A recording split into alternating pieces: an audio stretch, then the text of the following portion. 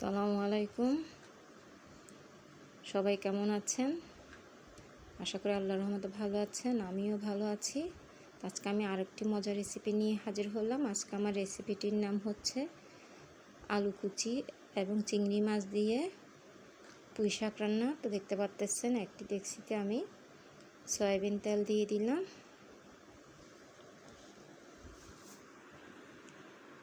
আর এই শাক রান্নাটা কিন্তু খেতে খুবই ভালো লাগে, বিশেষ করে গরম ভাতের সাথে। দেখতে পাচ্ছেন আমি রসুন কুচি, পেঁয়াজ কুচিটা দিয়ে দিলাম।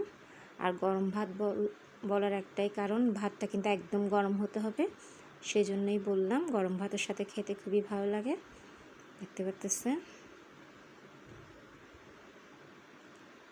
আলু কুচিটা দিয়ে দিচ্ছি। আর আলুটাকে এভাবেই চিকন করে কেটে নিতে হবে। চিংড়ি মাছটাও দিয়ে দিলাম। কাঁচামরিচ ভেঙে দিচ্ছি। দেখতে পাচ্ছেন।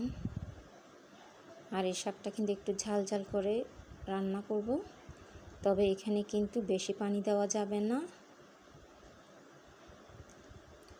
স্বাদ মতো লবণটা দিয়ে দিলাম। দেখতে পাচ্ছেন সামান্য হলুদের গুঁড়া দিলাম।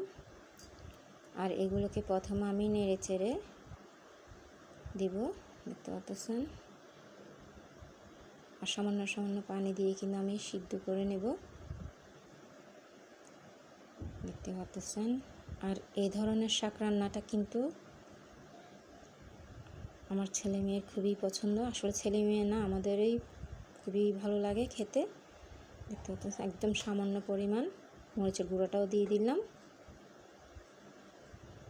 আর এগুলোকে আমি ভালো করে নেড়ে চেড়ে প্রথমে আলুটাকে সিদ্ধ করে নেব। যেহেতু আলুটা সিদ্ধ হয়ে গেলে এরই মাঝে আমি শাকটা দিয়ে দেব। আর এই শাকটা কিন্তু আমার গাছ থেকে তোলা। কিছুদিন আগে আমি একটা ভিডিওতে দিয়েছিলাম। আমার শখের গাছপালার মাঝে কিন্তু আমার এই পুঁই শাক গাছগুলো ছিল। তো ওইখান থেকে মূলত শাকগুলো তোলা। দেখতে পাচ্ছেন।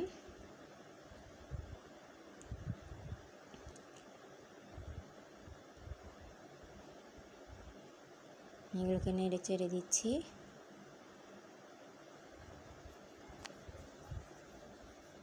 দেখতে পাচ্ছেন মাশাআল্লাহ তৈরি হয়ে গেল আমার আলু কুচি চিংড়ি মাছ দিয়ে পুঁই শাক রান্না।